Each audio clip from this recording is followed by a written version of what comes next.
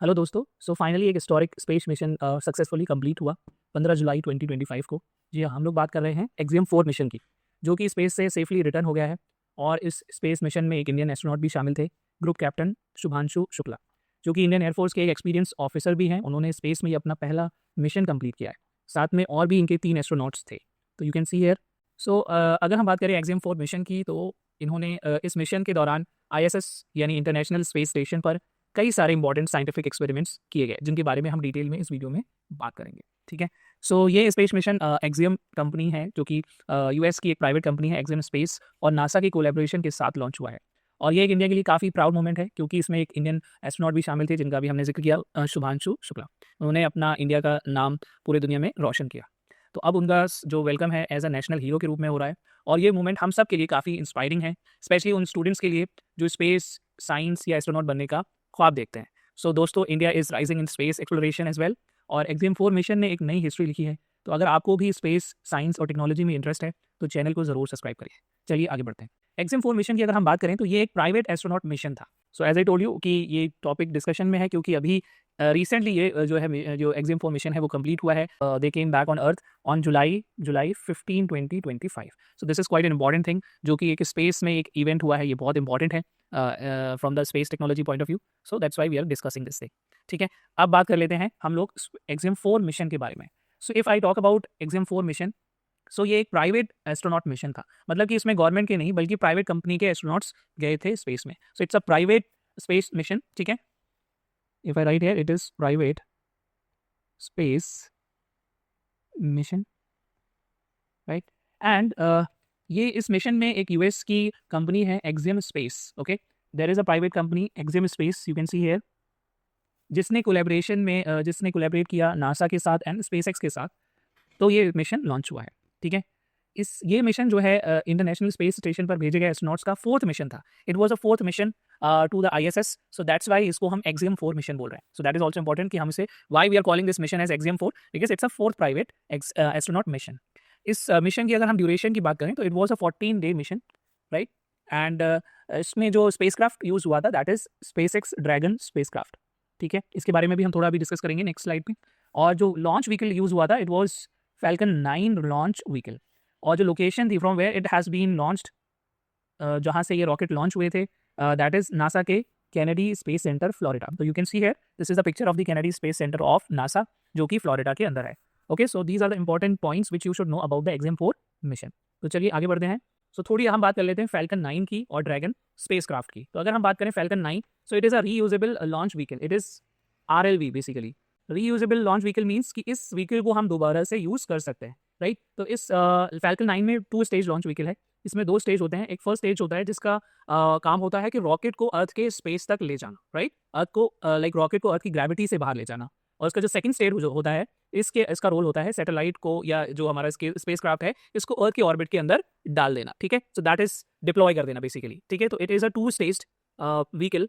तो first stage is to take the spacecraft out of the earth's gravity, और second है earth के space में ले जाना, और सेकंड स्टेज का रोल होता है उसको अर्थ के ऑर्बिट में डिप्लॉय कर देना। सो this is what the function of falcon 9 is. So falcon 9 से कुछ इंपॉर्टेंट अपडेट्स हैं that you should know about falcon 9, कि this falcon 9 is a reusable launch vehicle. Reusable, this is an important thing. इससे पहले क्या होता था, सारे के सारे जो लॉन्च व्हीकल्स होते थे, they were not reusable. Like that means कि एक बार कोई भी अगर launch vehicle settle like space में गया, सो वो वापस कभी नहीं आता था, राइट। सो अब क्या हुआ है, फैल्कन 9 के बाद से जो भी लाइक लॉन्च व्हीकल है, इसका जो फर्स्ट स्टेज है वो वापस अर्थ पर आ जाता है। इससे क्या होता है, जो हमारी प्रोजेक्ट की कॉस्ट होती है, जो मिशन की कॉस्ट होती है स्पेस मिशन की, वो काफ़ी कम हो जाती है, राइट। सो इसीलिए इसने फैल्कन 9 के बाद से रीयूजेबल लॉन्च व्हीकल्स का नया दौर शुरू हुआ।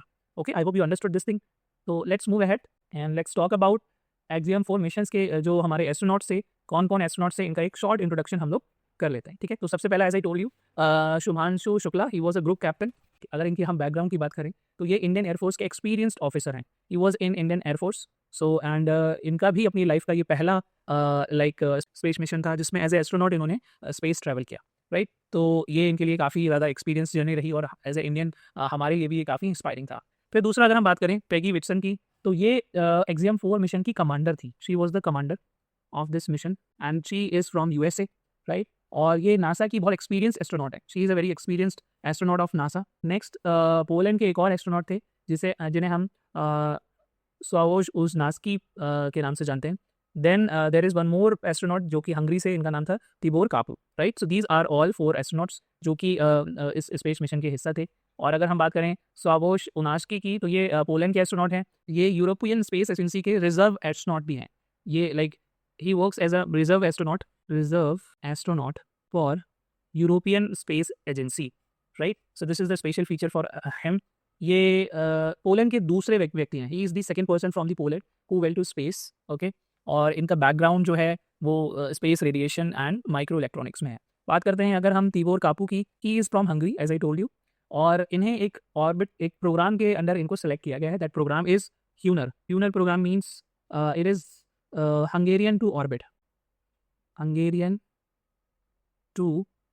ऑर्बिट प्रोग्राम के अंतर्गत इनको सिलेक्ट किया गया है, right.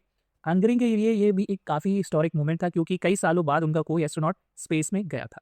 So I hope you understood all these points. अब हम बात करते हैं कि इस मिशन का मिशन क्या था, एम क्या था, टारगेट क्या था और इन्होंने वहाँ जाके क्या क्या अचीव किया। इससे पहले एक फन फैक्ट, जो हमारे ग्रुप कैप्टन शुभांशु शुक्ला हैं, ये फर्स्ट इंडियन एस्ट्रोनॉट हैं जो इंटरनेशनल स्पेस स्टेशन गए हैं, बट सेकंड इंडियन हैं जो कि स्पेस में गए हैं। इससे पहले एक और हमारे एस्ट्रोनॉट स्पेस में जा चुके हैं 1984 में, जिन्हें हम राकेश शर्मा के नाम से जानते हैं। तो you can see that second picture is for Rakesh Sharma, okay.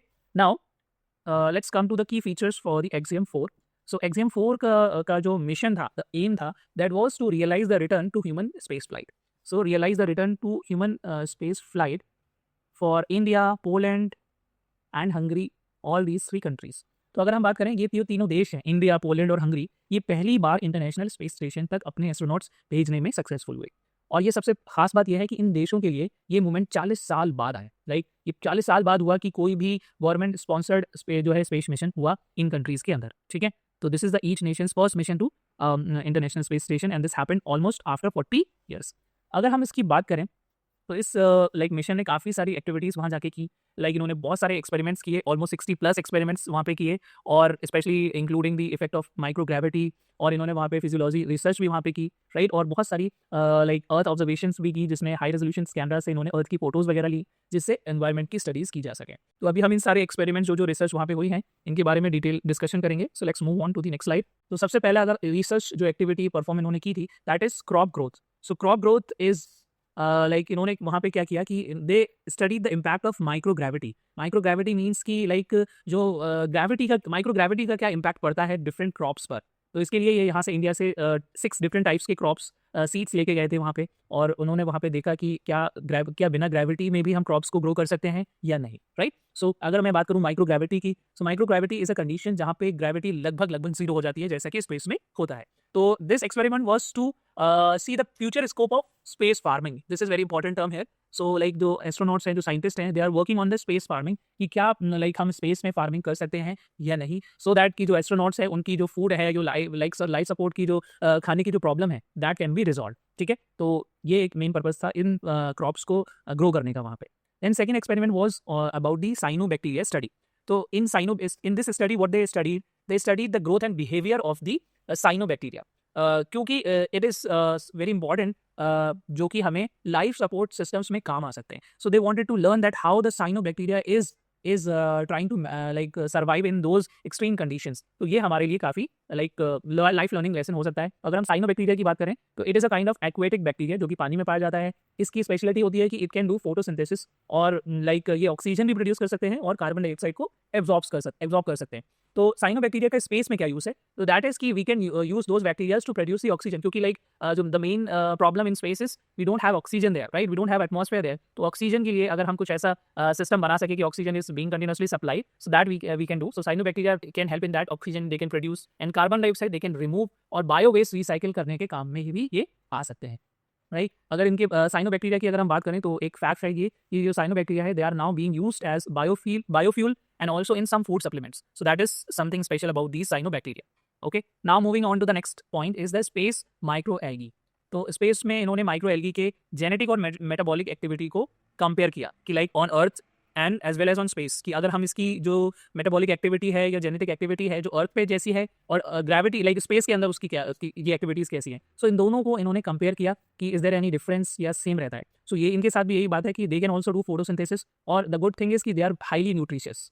They can act as a food source for the astronauts in this space. जो एस्ट्रोनॉट्स के लिए एक फूड सोर्स का काम कर सकते हैं, राइट। ये फ्यूल का काम कर सकते हैं, they have the potential to act as a biofuel, and also they act they provide the life support to the astronauts. Life support in the sense they can absorb the carbon dioxide and they can produce the oxygen, right? और इनके microalgae की अगर हम बात करें, they have high nutrition value, so that is why they are also known as super food of the future. So this is something very interesting.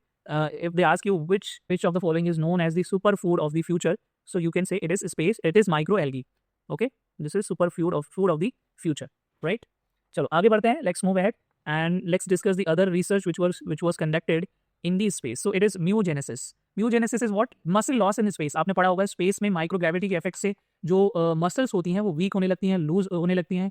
तो इस तरीके से इस चीज़ को मेंटेन करने के लिए, मसल्स को स्ट्रॉन्ग बनाने के लिए या मसल्स की स्ट्रेंथ को मेंटेन रखने के लिए, लाइक जो हमारे एस्ट्रोनॉट्स होते हैं, they have to do a lot of workout in the space. तो what we can do to reduce their muscle fatigue, उनके जो मसल्स की जो स्ट्रेंथ है उसको मेंटेन करने के लिए हम क्या कर सकते हैं। सो ये भी एक्सपेरिमेंट्स किए गए थे। उसमें इन्होंने क्या किया कि लाइक मसल्स की स्ट्रेंथ पे बहुत सारे एक्सपेरिमेंट्स किए, ठीक है। सो इन्होंने why this is important because in future also when the astronauts will be going to different places like Mars पे जाएंगे, तो वहाँ पर that these are very long missions, like उन्हें बहुत दिनों तक स्पेस में रहना पड़ेगा। So how to maintain that strength of the muscles, that is quite challenging for them. तो ये एक कुछ इन्होंने स्टडीज़ की कि हम कौन सी थेरेपीज बना सकते हैं जो कि फ्यूचर एस्ट्रोनॉट्स को हेल्प करें, ठीक है, या कौन से रीजन्स हैं जो बायोलॉजिकल रीजन्स हैं जो मसल वीकनेस कॉज करते हैं, ये सब इन्होंने स्टडीज़ की। और इसका यूज़ हम अर्थ पे भी यूज़ कर सकते हैं, लाइक जो हमारे ओल्ड एज पीपल होते हैं उनमें जब ये मसल लॉस होने लगता है, जो वीकनेस आने लगती है, so how we can help them, right. सब हम बात करते हैं। Next is tardigrades. Tardigrades is something very interesting.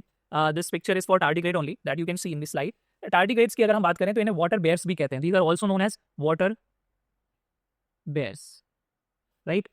ये ऐसे माइक्रो ऑर्गेनिजम्स होते हैं जो एक्सट्रीम कंडीशंस में भी जिंदा रह सकते हैं, जैसे कि space, radiation, high pressure and even in freezing cold condition. तो ये स्पेस में भी सर्वाइव कर सकते हैं। इनकी अगर हम एक्टिविटी को देखें तो they have some special features, like they can repair their DNA, और इनके अंदर प्रोटीन स्टेबिलिटी बहुत ज़्यादा होती है। They can shut down their metabolism and they can restart this process. तो जब इन्हें ज़रूरत होती है they can start their metabolism and then when they don't require they shut down that process. तो इनको स्टडी करने के लिए वहाँ पर ये स्पेस में लेके गए थे ताकि इनके रेजिलियंस लाइक प्रॉपर्टी को स्टडी किया जा सके, कैसे ये लोग इतनी एक्सट्रीम कंडीशंस में खुद को सर्वाइव कर पाते हैं। So that is the purpose of taking these animals और टू दी स्पेस। तो टार्डिग्रेड्स के साथ एक स्पेशल फैक्ट ये है कि this they have already went to the space and this is the second time जो है ये स्पेस में गए हैं और स्टडी के लिए इनको लेकर जाया गया था, ठीक है। इसके साथ साथ कुछ अदर लाइक एक्सपेरिमेंट्स भी परफॉर्म किए गए, जैसे कि effect of computer screens on brain space. Like you might have seen कि जो हमारे स्पेस एस्ट्रोनॉट्स हैं, they have to work on the screens. They did so many experiments जिसमें ये पता किया गया कि माइक्रोग्रेविटी में कंप्यूटर स्क्रीन्स यूज करने से फिजिकल और मेंटल लाइक इम्पैक्ट क्या पड़ता है, ठीक है। स्पेस में एक्चुअली क्या होता है कि ओरिएंटेशन, फोकस और आई ब्रेन कोऑर्डिनेशन चेंज हो जाता है। सो रिसर्चर्स देखना चाहते थे कि लाइक स्क्रीन्स देखते वक्त एस्ट्रोनॉट्स को पर कितना कॉग्निटिव लोड है। Cognitive load in the sense कि लाइक जब आप एक मुश्किल काम कर रहे होते, लाइक स्पेशली कोई दिमाग लगाने वाला या पढ़ने वाला काम, तो आपको कितना मेंटल प्रेशर फील हो रहा है। So that actually changes. वो उस पर स्टडी साइंटिस्ट करना चाहते थे कि जब वो वहाँ पे स्पेस में जाते हैं तो क्या ये लाइक जो उनकी कॉग्निटिव लोड है वो बढ़ता है या कम होता है। और आई स्ट्रेन भी स्टडी किया कि आंखों पे कितना उस पर प्रेशर पड़ता है, ठीक है। सो इसका पर्पस ये था कि लाइक अगर फ्यूचर में और भी लाइक स्पेस मिशन होंगे तो उसमें ऐसे इंटरफेस, ऐसे डिस्प्ले इंटरफेस डेवलप करना जिससे आंखों पर स्ट्रेन कम पड़े और जो कॉग्निटिव लोड है वो भी कम पड़े, ठीक है। और एस्ट्रोनॉट्स की मेंटल हेल्थ को मेंटेन रखना, बिकॉज जब आप बहुत दिनों तक आइसोलेट रहते हो तो कहीं ना कहीं से मेंटल स्ट्रेस पड़ता है और anxiety, these type of problems comes, ठीक है। तो ये सब चीज़ें भी कहीं ना कहीं like was the purpose of these kind of experiments. And the important part was कि like to inspire the Indian students about these fields, like space science activities इन्होंने की करी वहाँ पे स्पेस में जाके, जिसमें स्पेशली शुभांशु शुक्ला ने स्पेस से कुछ लाइव सेशंस किए, कुछ क्यूए सेशंस किए और डेमोन्स्ट्रेशंस भी दिए। तो इन एक्टिविटीज़ का मेनली पर्पस ये था कि इंडियन यूथ को जो है stem like science, technology and engineering and maths की तरफ जो है इंटरेस्ट डेवलप करना और उनको इंस्पायर करना ताकि वो फ्यूचर में और भी स्पेस साइंटिस्ट और एस्ट्रोनॉट्स हम प्रोड्यूस कर सके, ठीक है। एंड इंडिया के अंदर साइंटिफिक टेम्परामेंट को बढ़ावा देगा। एंड इसके लिए इसरो ने कुछ नए प्रोग्राम्स भी लॉन्च किए हैं, लाइक यंग साइंटिस्ट प्रोग्राम, और जिसके थ्रू लाइक वो इंडियन यूथ को काफ़ी मोटिवेट भी कर रहे हैं towards the field of space science. Okay, now let's move on to the next slide. So अगर हम बात करें एक्सियम मिशन की सिग्निफिकेंस की इंडिया के लिए ये जो मिशन है ये कितना सिग्निफिकेंट है, कितना इंपॉर्टेंट है। तो सबसे पहला it provides a development for the Gaganyaan mission. So like in the future when India is going to launch that Gaganyaan mission, तो ये कहीं न कहीं इसमें बहुत वैल्यूएबल इनसाइट्स हमें प्रोवाइड करता है, जो कि हमें हमारे अगले मिशन गगनयान में काफ़ी हेल्पफुल रहेंगे। ये कैसे हेल्प करेगा? It provides us the medical training, like कि जो हमारी स्पेस में ह्यूमन बॉडी कैसे रिएक्ट करती है और उसे कैसे लाइक हमें डील करना है। तो that is something which we gained in this mission. Then it also provides the psychological preparations to the astronaut. Astronauts को कैसे हम मेंटली रेडी कर सकते हैं फॉर द स्पेस मिशंस, ठीक है। Psychological preparation is also there. Then crew ground coordination, like आपने देखा होगा कि जो एस्ट्रोनॉट्स होते हैं they are continuously in touch with the ground facilities, ground like coordinators. तो उस ये चीज़ हमें एक as a team work experience था कि like how we can be in how can we develop such a system which will be in continuously touch with the space astronauts. तो ये चीज़ हमें सीखने को मिली। Then second is space diplomacy. Space diplomacy means ये mission एक strong message देता है कि इंडिया जो है वो ग्लोबल स्पेस पार्टनरशिप्स में एक्टिवली रोल प्ले करता है, राइट। फॉर एग्जांपल अगर हम बात करें जैसे नासा के साथ ट्रेनिंग और मिशंस कोऑर्डिनेट करना, यूरोप के साथ एस्ट्रोनॉट्स की जॉइंट रिसर्च करना, और प्राइवेट कंपनीज लाइक स्पेसएक्स और एक्सियम स्पेस के साथ कोलैबोरेशन करना। तो स्पेस डिप्लोमेसी में सिर्फ साइंस नहीं बल्कि स्ट्रेटेजिक टाइज होते हैं, टेक शेयरिंग होती है, ग्लोबल लीडरशिप भी शामिल होती है। सो कहीं ना कहीं एक पूरे इंटरनेशनल लेवल पे एक मैसेज होता है कि we are ready for the leadership in the field of space and research. अगर हम बात करें in development of India's space ecosystem, right. So Indian companies को भी नए टेक्नोलॉजी और स्टैंडर्ड्स को इससे समझने में मदद मिलती है, और इससे जो गवर्नमेंट पॉलिसीज़ हैं जैसे कि इन स्पेस हो गया और जो स्पेस स्टार्टअप्स हैं उनको कहीं ना कहीं प्रमोशन करने का मौका मिलता है, राइट। और ये जो मिशन है कहीं ना कहीं इंडिया का जो विजन है भारतीय अंतरिक्ष स्टेशन, इंडियन स्पेस स्टेशन, जो हम 2030 we are having this like target कि हम उसको स्टार्ट करेंगे। सो कहीं ना कहीं उसको सपोर्ट करता है, उसको कहीं ना कहीं लाइक सपोर्ट करता है, राइट। सो अगर हम बात करें national pride and youth inspiration की, so as I told you कि जब कोई इंडियन एस्ट्रोनॉट स्पेस में देखता है तो ये सिर्फ एक मिशन नहीं होता बल्कि पूरे देश के लिए इंस्पिरेशन बन जाता है। इसका इम्पैक्ट क्या होता है कि जो भी स्टूडेंट्स स्टेम फील्ड्स में है, लाइक साइंस में है, टेक्नोलॉजी में है, इंजीनियरिंग में है, या जो मैथ्स पढ़ रहे हैं, so their interest increases towards such field, like space और स्पेस एंड साइंस की तरफ उनका इंटरेस्ट जो है वो बढ़ता है। और जो यंग स्टूडेंट्स हैं उनको मोटिवेशन मिलता है कि they can also be an astronaut और साइंटिस्ट बन सकते हैं। तो जो हमारी कंट्री है उसमें कहीं ना कहीं जो साइंटिफिक टेम्परामेंट है उसको प्रमोशन मिलता है, ठीक है। जैसे कि अगर मैं एग्जांपल दूं तो राकेश शर्मा जब वो 1984 में गए थे तो उन्होंने काफ़ी लोगों को इंस्पायर किया था। तो उसी का रिजल्ट है कि आज फिर से एक और एस्ट्रोनॉट हमारे स्पेस में गए जिनका नाम है शुभांशु शुक्ला, और वी एक्सपेक्ट कि इन फ्यूचर ऑल्सो और भी नए जनरेशन के हमें नए नए एस्ट्रोनॉट्स मिलने वाले हैं। Okay now let's move on to the next slide. So although this mission was quite helpful for India, but there are still some challenges which we have to overcome in future. अभी भी हमारे सामने बहुत सारी बाधाएं हैं, बहुत सारे challenges हैं जिसको हमें धीरे धीरे जो है overcome करना है। तो अगर कुछ सब challenges की हम यहाँ बात करें तो like there are few technological challenges and there are some other challenges as well, ठीक है। तो सबसे बात पहले करते हैं हम टेक्निकल चैलेंजेस की। So in terms of technical challenges we have to develop a life support system, क्योंकि इसमें हम this is a manned like space mission जिसमें यहाँ से एस्ट्रोनॉट भी जाएंगे, तो हमें एक ऐसा सिस्टम बनाना पड़ेगा जो कि एयर को मीन्स ऑक्सीजन को रीजनरेट करे, वहाँ पे ऑक्सीजन प्रोड्यूस कंटिन्यूसली होती रहे और कार्बन डाइऑक्साइड जो है वो रिमूव होती रहे। और we have to make a system जिसमें टेम्परेचर कंट्रोल लाइक मेंटेन रहे, ना बहुत ज़्यादा रहे ना बहुत ज़्यादा कम रहे, और जो वहाँ पे वेस्ट हो रहा है उसको हम रिसाइकिल कर सकें, और फूड को स्टोर करने का हमें प्रॉपर सिस्टम होना चाहिए। तो ये सारे सिस्टम हमें डेवलप करने पड़ेंगे क्योंकि these are already being used in international space station, उसमें उनके पास टेक्नोलॉजी है, they are already using it, तभी वहाँ पर जो एस्ट्रोनॉट्स हैं they can live for almost like for months, right. सो ये हो गया हमारा, this is the first challenge that we face. Then second is radiation protection. Radiation protection is also a challenge for the satellites. What is that challenge? अगर मैं बात करूँ जब अर्थ के एटमॉस्फेयर के बाहर, स्पेशली लो अर्थ ऑर्बिट्स के बाहर स्पेस में कॉस्मिक रेडिएशंस और सोलर पार्टिकल इवेंट्स होते हैं जो हेल्थ के लिए काफ़ी खतरनाक होते हैं, ठीक है। तो radiation protection is nothing but protection from the cosmic radiations plus solar particle event, right. So in that what happens, अगर मैं बात करूँ कॉस्मिक रेडिएशंस की, तो ये कॉस्मिक रेज होती हैं जो कि nothing but they are nothing but the high energy particles जो स्पेस से अर्थ की तरफ आते हैं।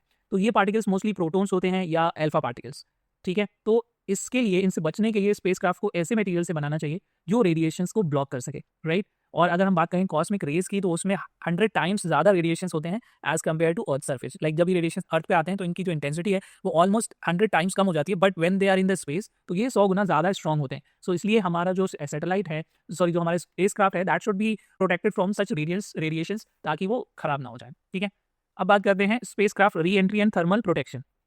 तो जब स्पेसक्राफ्ट अर्थ पर वापस आने लगता है तो due to friction very high temperature is generated, almost like 7000 degree Fahrenheit, okay. The temperature is almost 7000 degree Fahrenheit, ठीक है। So this is a quite challenging because जब ये टेम्परेचर इतना हाई टेम्परेचर पे क्या होगा, मोस्टली मेटल्स जो है वो मेल्ट हो जाते हैं, राइट। तो इस हीट से बचने के लिए स्पेस क्राफ्ट में थर्मल शील्ड्स लगाए जाते हैं जो हीट को एब्जॉर्ब कर सकते हैं या रिफ्लेक्ट कर देते हैं, ठीक है। ये एक बहुत हमारे लिए चैलेंजिंग है। अपोलो मिशंस में भी थर्मल प्रोटेक्शंस काफ़ी क्रूशियल थी और स्पेस एक्स ड्रैगन कैप्सूल्स में भी हीट शील्ड्स यूज़ होते हैं, ठीक है। Challenges, the launch vehicle reliability, जो हम इसमें लॉन्च व्हीकल यूज़ करने वाले हैं, ये it should be highly safe for the like astronauts, ताकि और ऐसा भी रिलायबल भी होना चाहिए कि वो वापस आ सके, ठीक है।